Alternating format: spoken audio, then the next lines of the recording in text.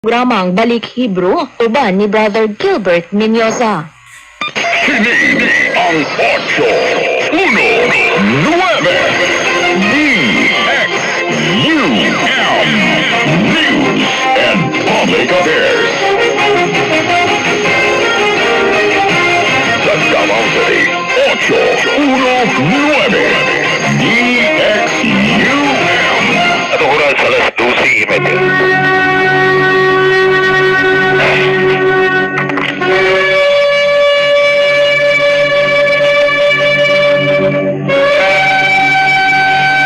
Shalom Alaikum, maayong hapon sa ganing na mga sukintig pangina. Welcome to the Balik Hebrew program din sa DXUM Radyo-Kay 819 kHz sa oras alas 12. Medyang pudlauna sa Lunes ang sa adlaw Sabado. Kini si Mori Azaria Gilbert Minyon sa Pacific Slovak, Engineer Julius Luzon, Roy Johnson, Station Manager, magatibay kang tanan 0929 3113484. Kaya gusto ng kaninyong pupapilas ng online classes.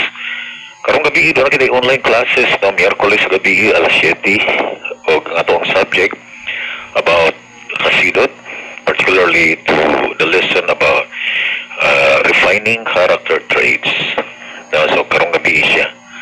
And also ang halaka sa Sabado sa gabi Baruch Hashem no, sa productive na to nga online classes kay adunay mga viewers nato sa ato ang Facebook page naka-inquire and naka-join now and napay tagalaing nasod no inquire may tungkol sa Noahide yan doon na po'y doon na po'y gusto argue kiksanan ko ang nakalahim mangod sa argument no nga iya sa Jews itabag siya og argument for the sake of heaven kabisan sa study sa Yeshua kinahanglan nga doon na mo'y discussions with your colleagues kung baga may issue nga inyong i-discussan yan doon ay negative, positive doon ay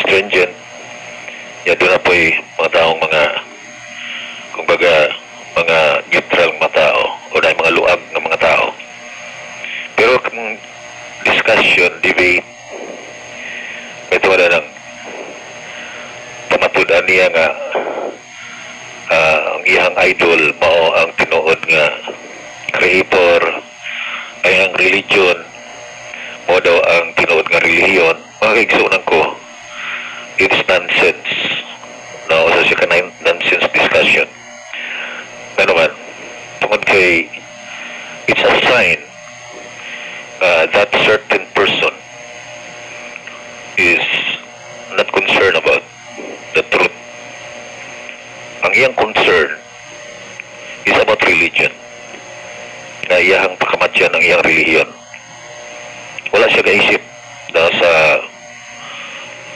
iyahang eternity wala siya kaisip sa ulang haba ang iyang ginaisip mao ang iyang mismong relihiyon and we are forbidden even kami sa pag-graduate na mo sa masteral ang among mga rabay nag-warn na you need to stay away from debates against religions but you need to only answer questions and it must be with mercy and with love. We are warned that to engage in debate about religions nga among relihiyon may tinuod okay kasunan remember they are all man-made in fact kung mangita mo og nga religion di mo kakita sa bisag English translation Genesis to Malakay you cannot find instead what you find is a covenant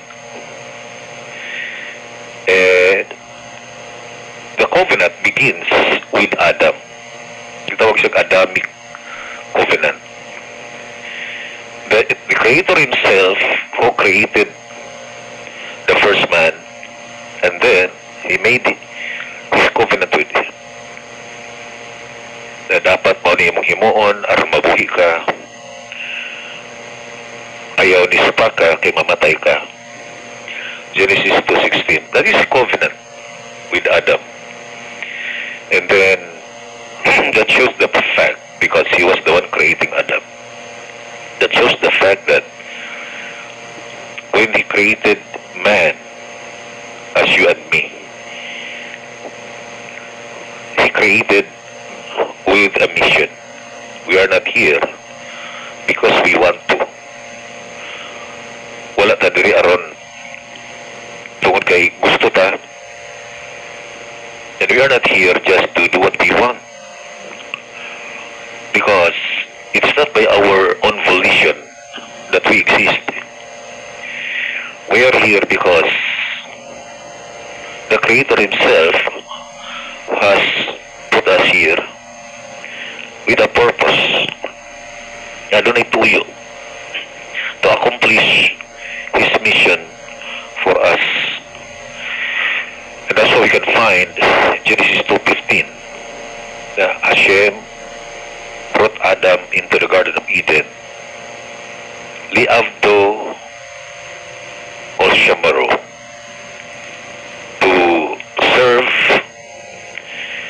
or to do or to work and to guard. So we can find that there is a purpose of bringing Adam to the Garden of Eden. And that defines the reason of Adam's existence. Walay creation nga walay purpose. Walay creation nga walay katuyuan. That's in the book of Ecclesiastes. Ang tanan gihimo niya with a purpose, with reason. Therefore, gihimo niya ang tao. Tagaan niya covenant with the prohibition and permission. Uban ang pagbawal o ang pagtugot. And then, we can find na ang descendants ni Adam, pag-abot pa lang siyang apo nga masinos,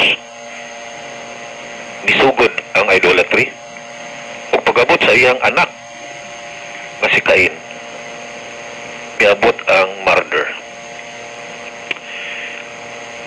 And then as we read the book of Genesis chapter 6, at makita na the earth was filled with violence and corruption. And the term corruption there is in Hebrew Hamas or Hamas. That means robbery. And that is stealing. Whether the person is aware or unaware. If he is unaware, that is robbery. If he is or he is not aware, it is stealing. And if he is not aware, it is if he is aware, it is robbery. Not aware, is stealing. That is Gezela, which is robbery, and Geneva. So ato makita mga kaigsunan na ang mga violations ni kuyanap sa tipong kalibutan. The earth is filled with violations. And that's why, since adunay purpose ang tao, o kung ang tao wala mituman siyang purpose, wala na-accomplish siyang purpose, mo hinungdan nga ipadala ang baha. The flood was sent. madala ang baha. Ano man, tungod kay ano na siya tuyo. Ug kay wala man tumana sa tao ang tuyo sa Creator. Ang iyang pakigsaan. And that's why He punished humanity by sending the flood. Pinagi sa pagpadala sa baha. The next covenant was the covenant that He made with Noah. Ang covenant nga iyahang gihatag kay Noah. O kato makita nga sa time ni Noah, ang rule ni Noah mao ang rule ni Adam. He was the 10th descendant of Adam, and then Noah was a righteous man.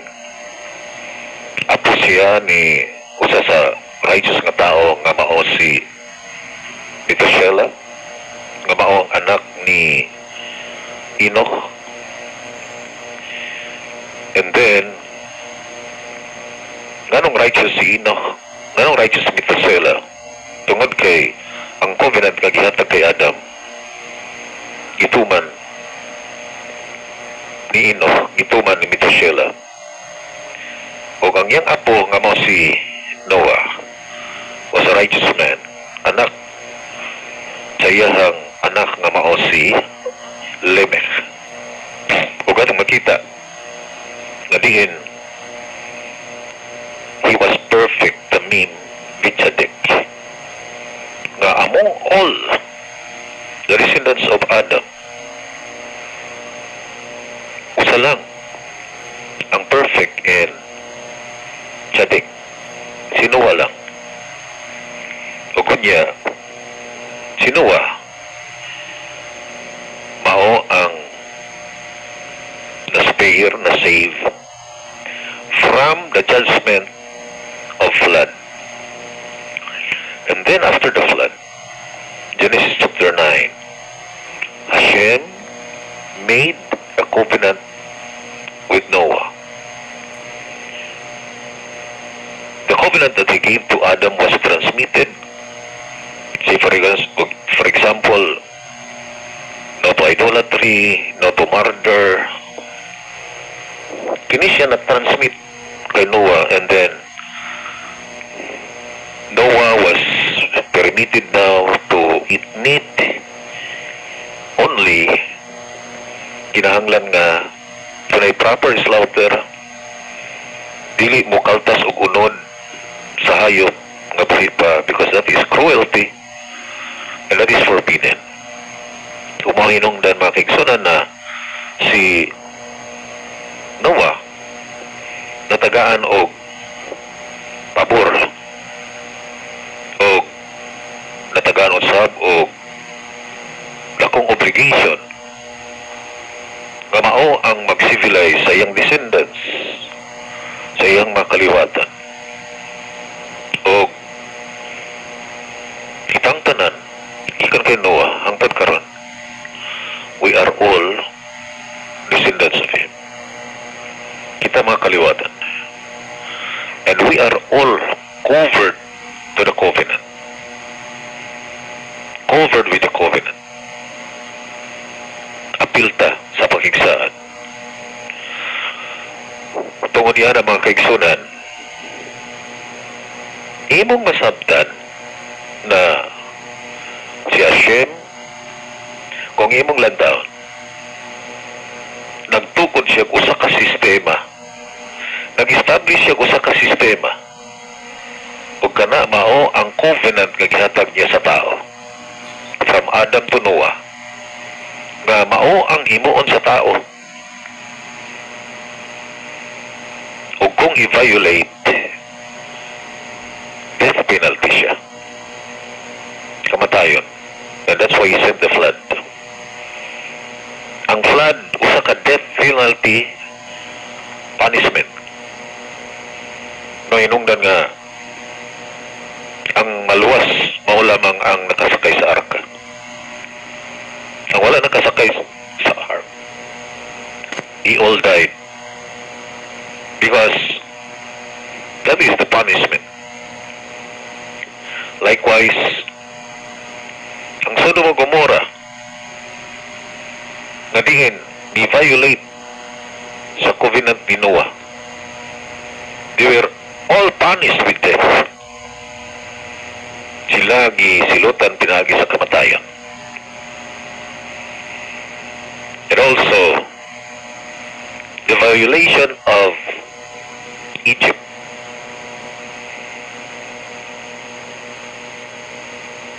Ang Egypt, mga kigsunan nga, led by Pharaoh. Silang tanan. Ipanisan. Si Pharaoh lang ang despair, especially sa mga elite niya nga sundalo nga naggukod sa Israel, nga nangamatay dito sa Red Sea. Si Pharaoh lang nabilin para mahimo siyang testimony sa tibuok kalibutan. Tungod yan ang mga kigsunan, makita nato na unsay sala sa Egypt. Ngayadong panahon na wala pa mangihatag ang Torah. Kung baga wala pa'y 10 Commandments. Unsay sala sa Sodom ug Gomorrah. Ngayadong tungora wala pa mangihatag ang 10 Commandments. Unsay sala sa mga generation of the flood nga wala pa man tong 10 Commandments. Ang sala mga kigson mao ang commandments that Hashem gave to humanity. Nga mao ang commandments gihatag niya kay Adam, transmitted to Noah. Gitawag siya og laws for humanity. And that's why wala paghihatag ang 10 Commandments na anay naluwas na napoy gipanisan. Naluwas si Enoch, naluwas si Methuselah, naluwas si Noah, si Shem, and then gipanisan si Pharaoh, iyang mga tao, gipanisan ang Tower of Babel generation, gipanisan ang Sodom ug Gomorrah, gipanisan ang generation of flood.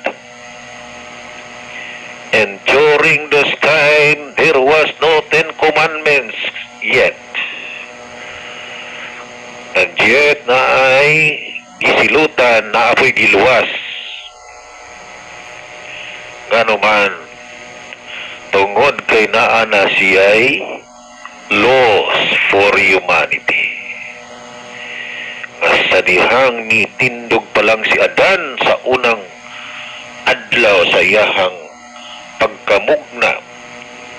Sa unang adlaw nga siya gilalang, isugo dayon siya Genesis 2 verse 16. Tagaan dayon siya og commands. According to Rambam, in Hilchot Milakim, chapter 9, paragraph 1, that in the time of Adam, there was 6 precepts, there was 6 mitzvot, 6 commandments for humanity. And then, after the flood, it was added with 1 commandment, Genesis 9 verse 4. Ug kana mao ang pagbawal sa pagkaon sa karne sa hayop nga gikan sa buhi nga hayop. Ever minhakay. Because that is animal cruelty. Dali nang utana, nganong wala man na nabalaod nga to kay Adam? Because in the time of Adam, there was no permission to kill animals for food. Although there was an argument in the Talmud nga mukaon man si Adam o karne pero bawal siyang mupatay og hayop. Pero kung doon ay karne daw nga gipatay natural o namatay naturally, i-count down niya. So ato makita mga kaigsoona na wala pa'y permission sa pag-ihaw. Umahinungdan nga the loss for humanity was made complete after the flood.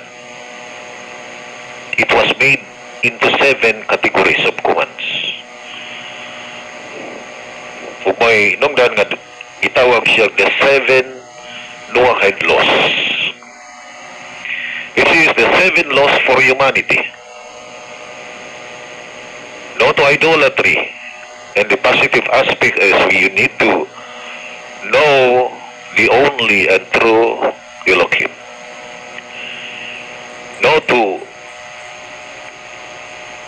blaspheme the name. Instead, you need to bless Hashem through prayer, praise, singing, praising Him, blessing Him. Third, not to murder. That means don't engage in cutting off life. Engage in nourishing life, producing life. Do not harm anyone, physically, psychologically, and emotionally.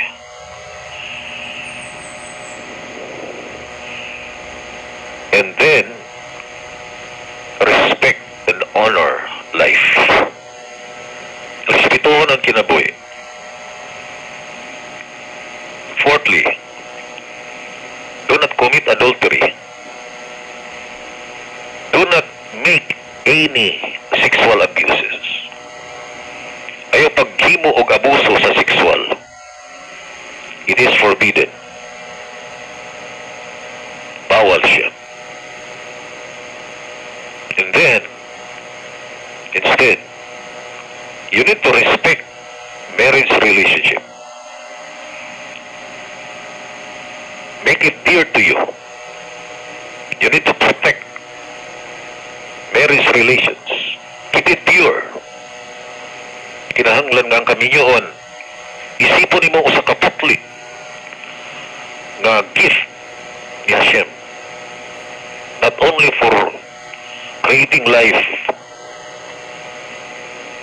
creating with Hashem, but also for pleasure between male and female, between man and woman. It is a gift. But then, you're not supposed to abuse it. Huwag kang mag-abuso, death penalty. Number 5,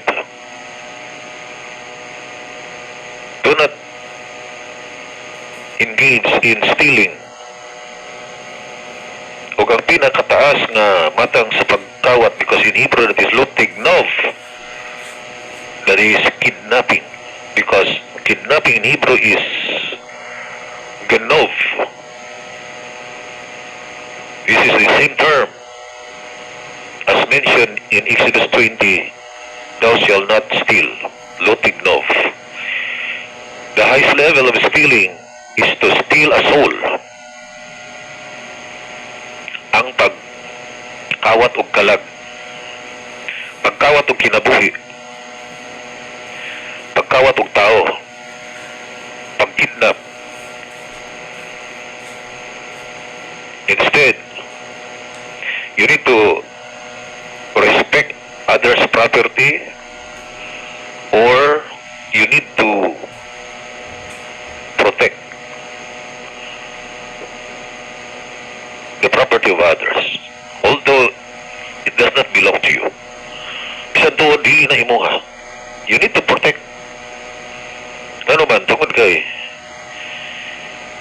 that is the positive aspect of not stealing. Kadili lamang ingon nga bawal manghilabot, kung dili basta dili imuha, ayaw abusuhi. Ngano man, measure for measure man gud na. Mida kinigid mida. Pangabuso ka sa uban, ikaw po makatagamtam og abuso. So, if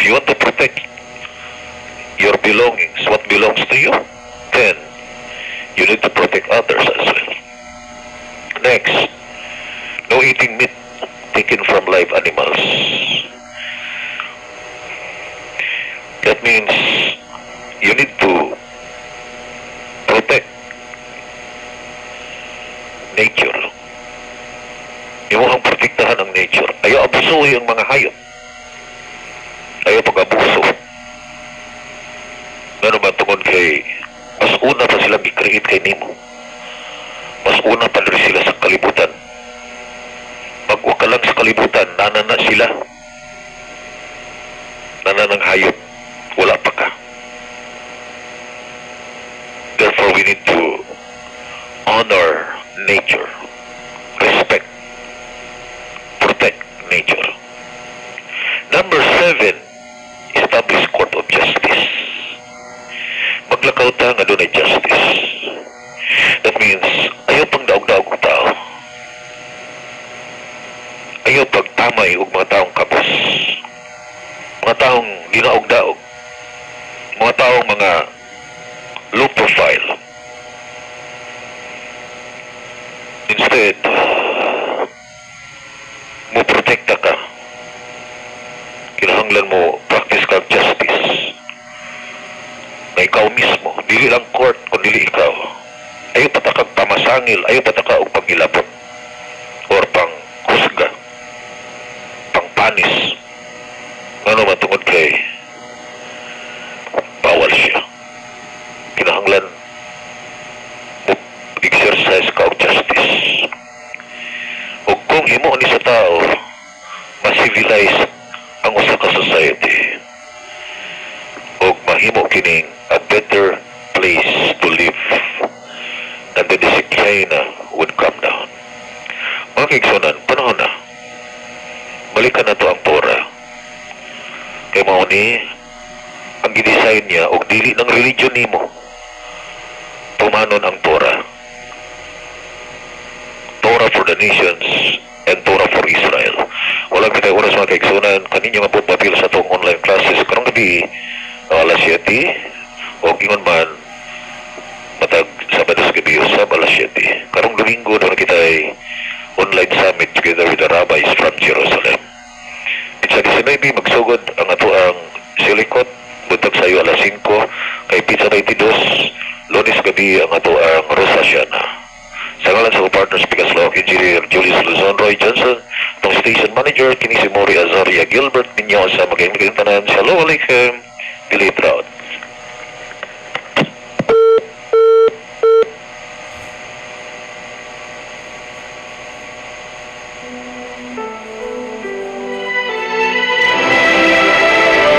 Paminawa ang programang Balik Hebrew uban ni Brother Gilbert Menyosa.